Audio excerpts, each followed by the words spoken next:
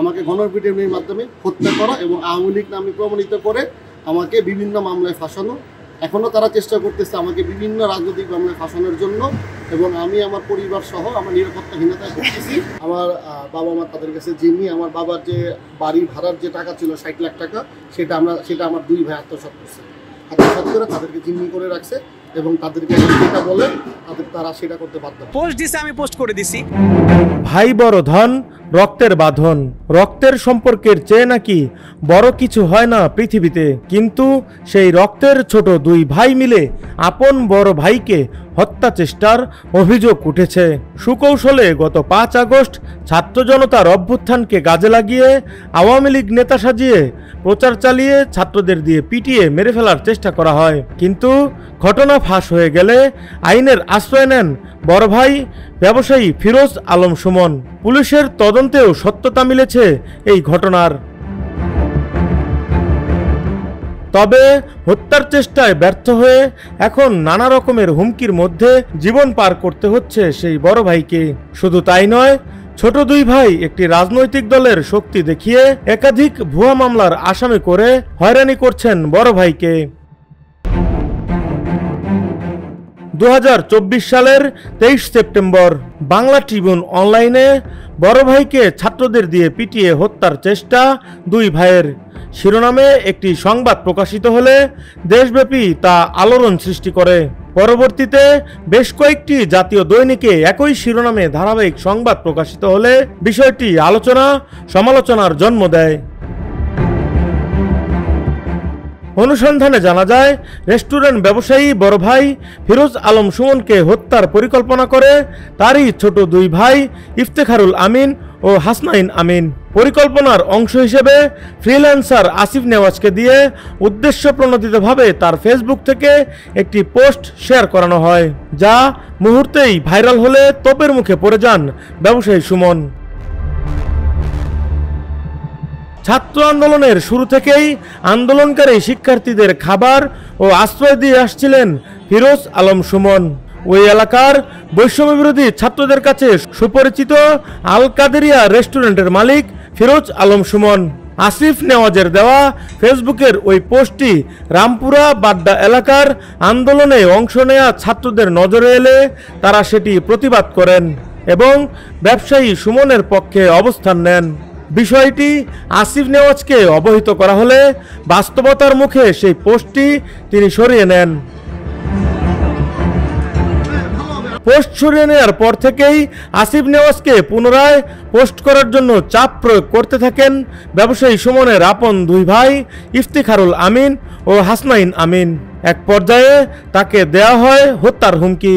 সেই সময়ে জীবনের নিরাপত্তা চেয়ে বাড্ডা থানায় সাধারণ ডায়েরি করেন আসিফ নেওয়াজ। গণঅভ্যুত্থানের পরেই হচ্ছে সেই সুযোগটা কাজে লাগে, কারণ যেহেতু সে আমার পোস্টটা দীর্ঘ সময় ধরে, যেহেতু আমাদের বন্ধুত্ব সম্পর্ক দীর্ঘ সময় ধরেই সে আমার পোস্ট ফলো করতে যায় না। আমি সোশ্যাল ইম্প্যাক্ট, আপনি হয়তো আমার আসিফ নেওয়াজ আইডিটা সার্চ করলে দেখবেন যে আমি সোশ্যাল ইম্প্যাক্ট নিয়ে লেখালেখি করি বরাবরের মতোই, আর সবসময় চেষ্টা করি যেটা আমার দৃষ্টিকোণ থেকে আমি মনে করি, সবসময় বলে দিই যেটা আমার দৃষ্টিকোণ থেকে। সেই সুবাদেই সেটা কি কাজে লাগিয়েছে, কারণ তখন আমি বিগত সরকারের আমলের যারা যারা ইনজাস্টিস করেছে তাদের সম্পর্কে ওপেনলি লিখেছি, এবং সে এইটাকে কাজে লাগিয়ে সে আমাকে পোস্ট দিয়েছে রাতের বেলা, হঠাৎ করে রাতের 12টার সময়, যে আসিফ ভাই একটা জরুরি কথা আছে। আমি বললাম কী কথা? বললো যে ভাই আপনাকে একটা ভালো লিঙ্ক দিচ্ছি, আপনি তো পোস্ট করতেছেন সোশ্যাল মিডিয়াতে বিভিন্ন মানুষের জনকল্যাণে, আপনি ছাত্রদের পক্ষে যেহেতু পোস্ট করতেছেন, আপনাকে একটা পোস্ট দিয়ে আপনাকে একটা কালপিটকে ধরাই দিব। সেই পোস্টটা লিখে দিছে, আমি হুবহু কপি করে আমি পোস্ট করে দিয়েছি। তখন আমার দরকার ছিল যেটা আমি এখন অনুরুপ্ত হই, তখন যদি আমি এই নামটা সার্চ করে অনলাইনে দেখতাম যে আসলেই এই লোকটা কি এই কাজগুলি করছে নাকি, কারণ ছবিগুলি এত সুন্দর করে রেডি করা, তো আমি তো দেখে মনে করছি যে আসলেই হয়তো বা সে আসলেই দোষী। ওই যে বলে না যে ভুল আসলে কারো বলে কয়ে হয় না, পোস্ট দিছে আমি পোস্ট করে দিছি। যদি আমি তখন চেক করতাম যে না ফিরোজ আলম সুমন যার নামে আমি পোস্ট করতেছি সে আসলে তার সোশ্যাল স্ট্যাটাসটা কেমন, হয়তো বা তখন আমি পোস্টটা করতাম না। আসিফ নেওয়াজের করা জিডির অধিকতর তদন্তের স্বার্থে সিআইডিকে দায়িত্ব দেওয়া হলে সিআইডির তদন্ত কর্মকর্তা পুলিশের উপপরিদর্শক মোহাম্মদ মাহমুদুল হাসান তদন্ত শেষে ভাইকে হত্যার ষড়যন্ত্রের প্রাথমিক সত্যতা পেয়ে 2 ভাইসহ 4 জনের নাম উল্লেখ করে পেনাল কোড 506 ও 507 ধারার অনুরূপ প্রতিবেদন আদালতে দাখিল করেন। ব্যবসায়ী সুমন শীর্ষ সংগঠন এফবিসিসিআই এর সদস্য ও বাংলাদেশ রেস্তোরাঁ মালিক সমিতির প্রথম যুগ্ম মহাসচিব। আল কাদেরিয়া নামে তার একটি রেস্টুরেন্ট রয়েছে। তরুণ উদ্যোক্তা হিসেবেও তিনি পেয়েছেন নানা পুরস্কার। মূলত 5 আগস্টের পূর্বে ব্যবসায়ী সুমন তার রেস্টুরেন্ট থেকে আন্দোলনরত শিক্ষার্থীদের খাবার, পানি, শরবত সহ আশ্রয়ের ব্যবস্থা করেন।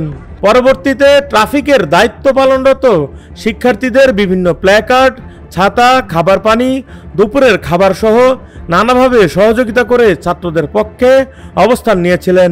আমি সবসময় মানবতা একজন কর্মী, মানবিক মানুষ। আমি জুলাই আন্দোলনের পক্ষে ছিলাম। এটা আমার ফেসবুক পোস্ট এবং আমার রেস্টুরেন্টের সিসিটিভি ফুটেজ সহ সব জায়গায় আছে।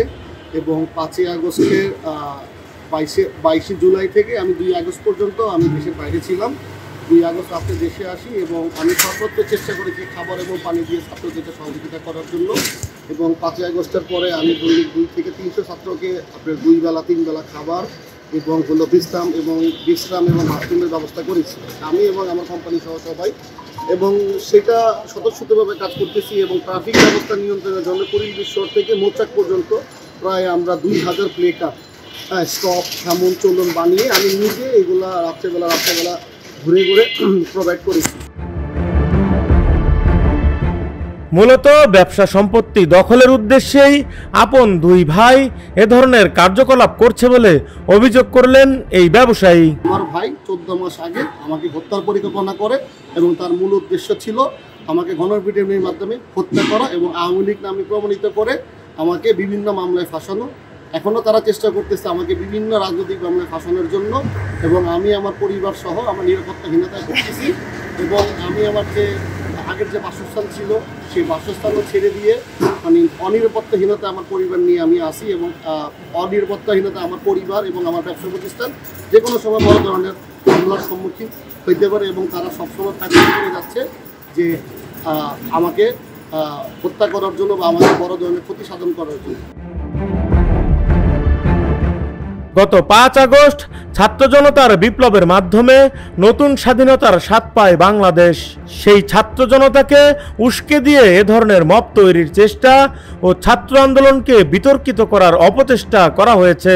অভিযোগের বিষয়ে জানতে ইফতেখারুল আমিন ও হাসনাইন আমিনের সঙ্গে যোগাযোগ করা হয়। একাধিকবার ফোন করলেও সাংবাদিক পরিচয় শুনেই লাইন কেটে দেন তারা।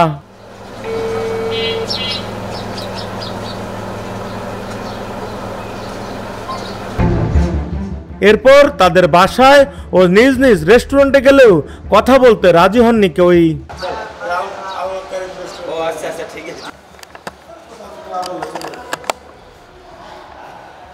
একটু কথা বলবো আঙ্কেলের সাথে।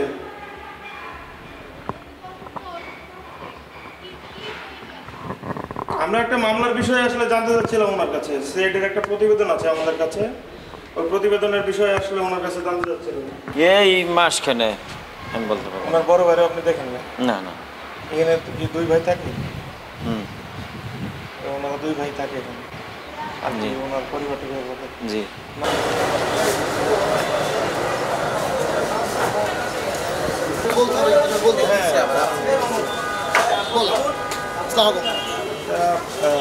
একটা প্রতিবেদনের বিষয় জিডি করেছিল, ওই বিষয়ে আসলে একটু আপনি এবং আপনার ভাই কথা বলা দরকার ছিল, কিছু প্রশ্ন ছিল পরে ইফতারের পর।